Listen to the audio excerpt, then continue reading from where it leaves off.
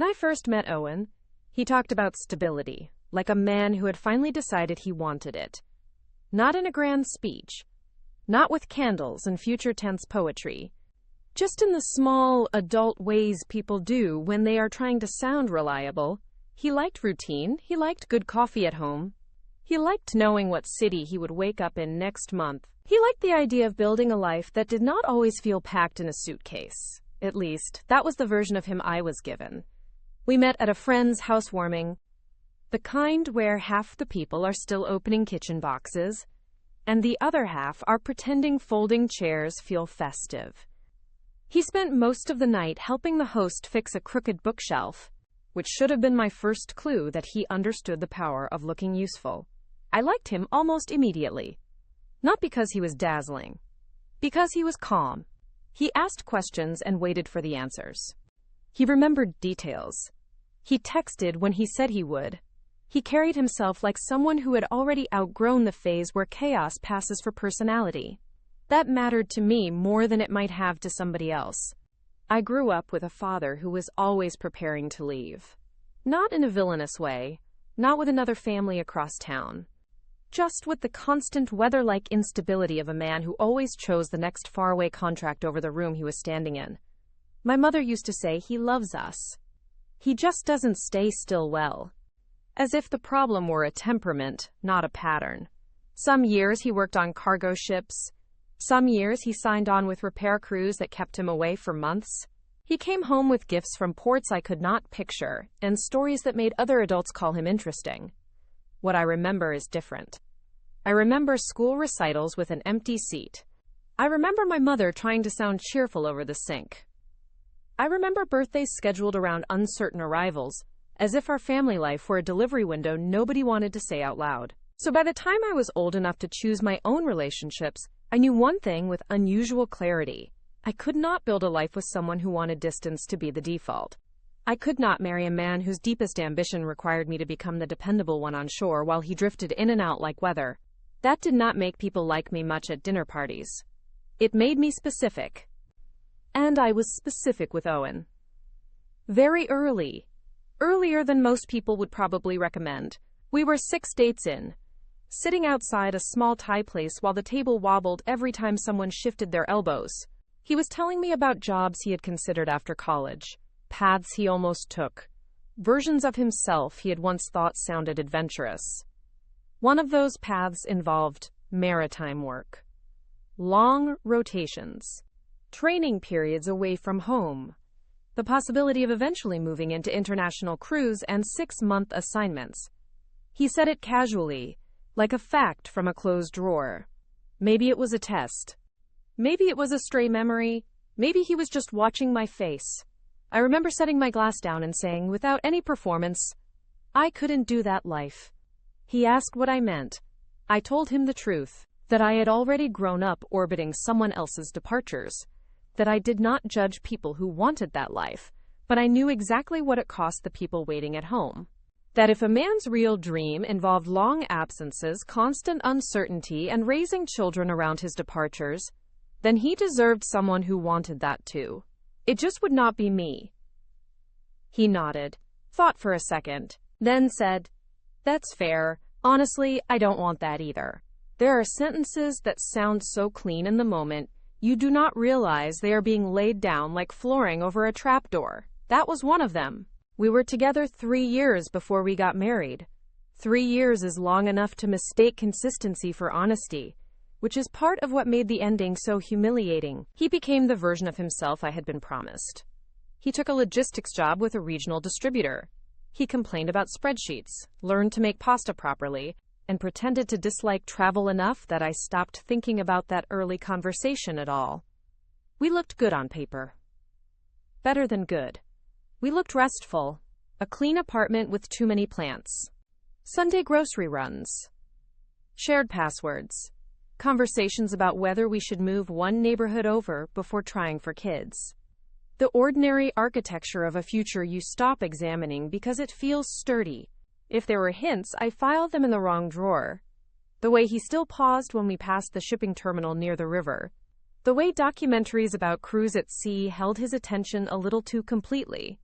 The way he once said, "Some people are built for movement," then smiled like he had only been making a general observation. I heard curiosity, not warning. The wedding itself was small. 48 people, string lights in a converted brick courtyard. My dress hem kept catching on the chair legs, and my aunt cried so early into the ceremony that everyone else started laughing softly, which saved the moment from becoming too solemn. I remember looking at Owen during the vows, and feeling a kind of relief, bigger than romance. Not excitement. Relief. As if I had finally made it to a life where nobody was about to leave. That is the part that still embarrasses me. Not because love is embarrassing. Because I was so grateful for steadiness. I never imagined someone could imitate it on purpose. 3 weeks after the wedding, I came home on a Thursday and found him sitting at the dining table with his laptop closed, his elbows on his knees, and the posture people use when they want credit for a conversation before they have said a word. I knew something was wrong immediately, not catastrophe wrong, prepared wrong. There was a white envelope on the table beside him. No return address, just his name and our apartment number. I thought maybe it was something financial. A bill. A tax problem. One of those adult inconveniences that arrives looking innocent. Instead, he said, "I need to tell you something, and I need you to hear all of it before you react." That sentence has never once improved what came after it. I sat down. Still wearing my shoes, still holding my keys. He pushed the envelope toward me.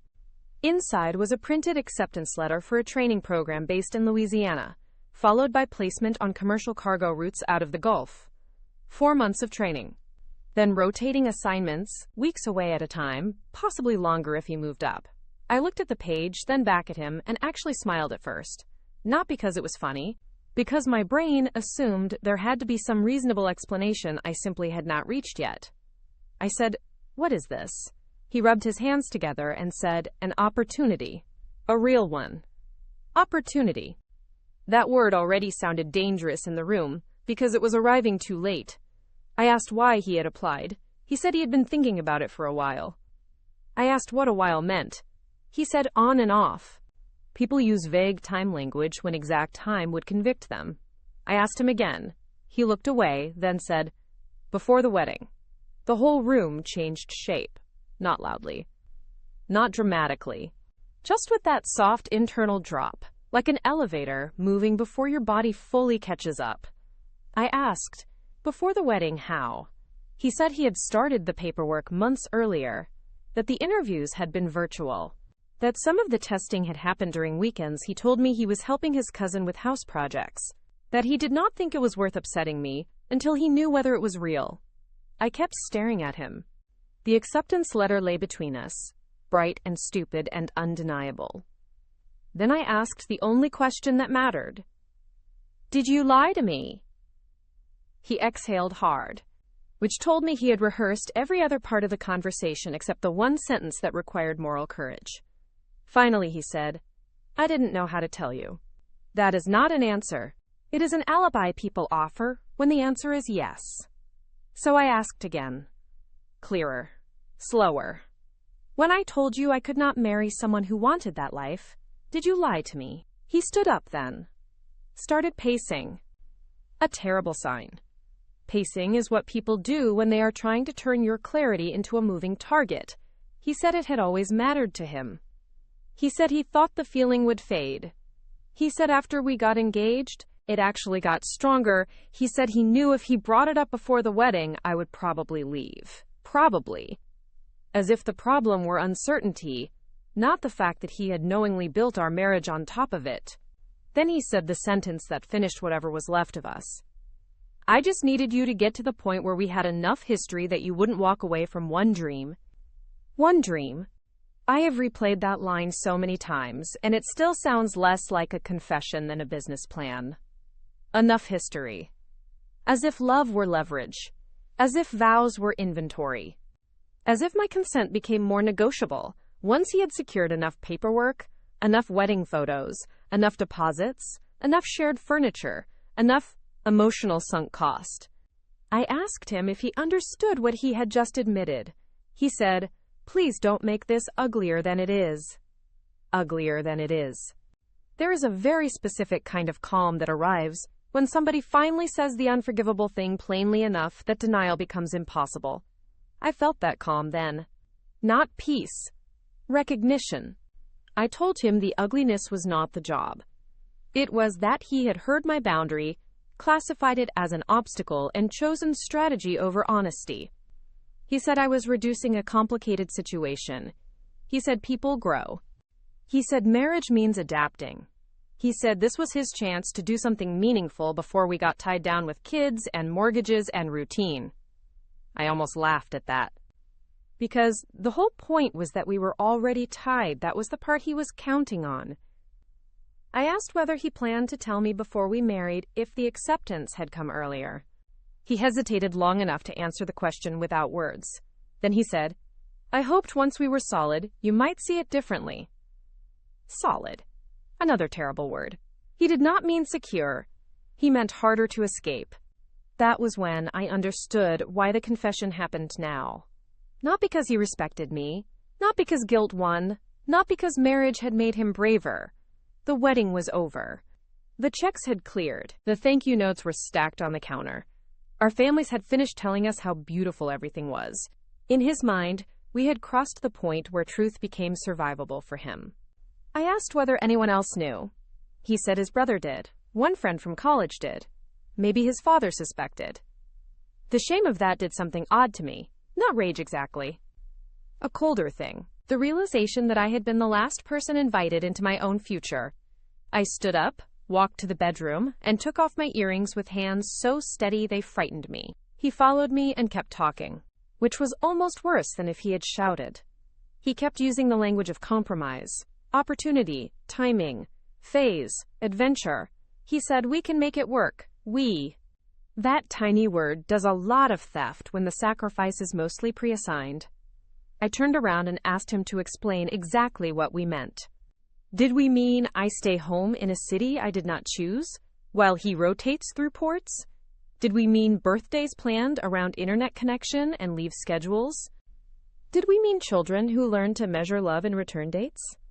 Did we mean me adjusting my entire emotional architecture to accommodate the future I explicitly refused before he ever put a ring on my hand?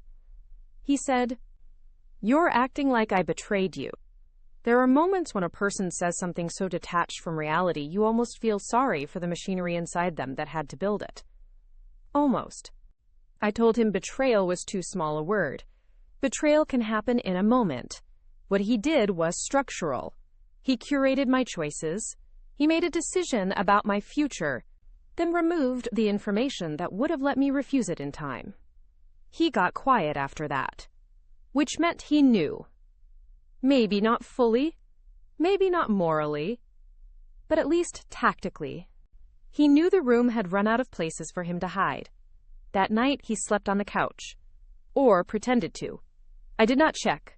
I lay in bed staring at the ceiling fan, thinking about how many scenes in the last year had just rewritten themselves. The shipping documentaries, the extra certifications he claimed were for career flexibility, the Saturdays he spent helping his cousin. The way he always seemed strangely calm whenever people talked about marriage as permanent proof of devotion. He had not been calm, he had been ahead. The next morning, my mother called to ask whether we wanted her leftover cake stand. I nearly told her everything right then, but I could not bear to make the lie social before I had even processed it privately. So I said I was tired. And she said, "That's normal after a wedding. Everything settles. Everything settles." That sentence haunted me for days, because something had settled, just not what she meant. The dust had settled on the trap. That was all. By Sunday, he switched strategies.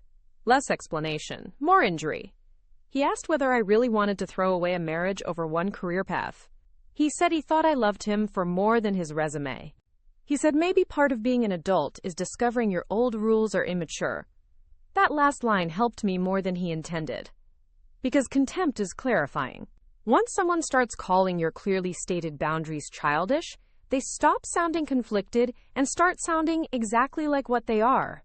I told him this was not about whether cargo work was noble, exciting, or good money. It was about the fact that he had used marriage as a timing strategy. He flinched at that, which meant the phrase was accurate. Then he said, very quietly, "I thought if you loved me enough, you'd choose me over the planned." That line would have broken me a few years earlier. Then, it only revealed him. Because I had chosen him. That was the whole point. I chose the version of him that answered my honesty with honesty. I chose the life he described. I chose the future he offered. What I had not chosen was to be maneuvered. 2 days later, I took the envelope, a printed list of our wedding deposits, and the little notebook where I had kept ceremony plans, and spread them across the dining table. Not for drama. For proportion. It was strange, looking at all the evidence of commitment beside the single sheet that made the commitment fraudulent in spirit. The venue deposit, the caterer balance, the seating chart revisions, my handwritten reminder to pick up his suit, our honeymoon confirmation, then the acceptance letter, quietly declaring that he had always believed truth could wait until all of this became expensive enough to trap me in place. When he came home, I told him I had booked a consultation with an attorney, not because I enjoyed saying it, because I needed at least one person in the room to respect chronology. He looked stunned, actually stunned, as if consequences had not been part of the fantasy. He said, "So that's it? No apology, no real reckoning. Just surprised that the lock he thought he had built around me had a door after all." I told him no, that was not it. This was it. He did not lose me because he had a dream. He lost me because he decided my right to reject that dream was an inconvenience he could work around. He sat down hard in the chair across from me, and for the first time since the confession, he looked young. Not innocent, just young, in the way people do when their self-justifying story stops protecting them. He asked if there was any path back. I thought about that longer than he deserved. Mostly because I wanted to answer honestly. Then I said no. Not because careers cannot change. Not because marriages never survive lies. Because this lie was architectural. It was poured into the foundation before I even stepped inside. After that, things moved with the boring brutality of adult endings. Phone calls. Calendar changes. A toothbrush in the wrong cup for 2 more days. His sister texting me, then unsending whatever she had started to write. My aunt asking if I still wanted the framed photo from the reception. I said yes to the photo, not because I wanted the memory. Because I wanted proof of how convincingly a person can stand at an altar while already betting against your informed choice. Weeks later, I was the one who ended up walking by the river terminal alone. Cranes above the water, metal smell in the air. A cargo ship moving out so slowly it almost looked still. Years earlier, that sight would have made me think of absence. That day, it made me think of clarity. People talk about heartbreak as if it is always loud. Sometimes it is administrative. Sometimes it is realizing that the saddest room in your life was not the one where he confessed. It was all the rooms before that where you were being loved under false terms and did not know it yet. What the comments on stories like this understand, better than the people inside them sometimes do, is that deception about the future is not softer than cheating just because it uses paperwork instead of bodies. If anything, it is colder. It studies your values first, then it builds around them. That is what still stays with me. Not the letter, not the training program, not even the wedding, the sentence. I just needed you to get to the point where you wouldn't walk away. Needed. As if my freedom were the obstacle. As if my no were a weather condition he could wait out. As if love were most useful when it reduced my options. I think about that now whenever someone treats honesty like a scheduling issue. Because timing does not only reveal truth. Sometimes timing is the entire abuse. If he had told me before the wedding, I would have left. He knew that. That was never the tragedy. That was the evidence. The tragedy was that he understood my boundary perfectly, and instead of honoring it, he calculated around it. So no, I did not lose a marriage because my husband had a dream.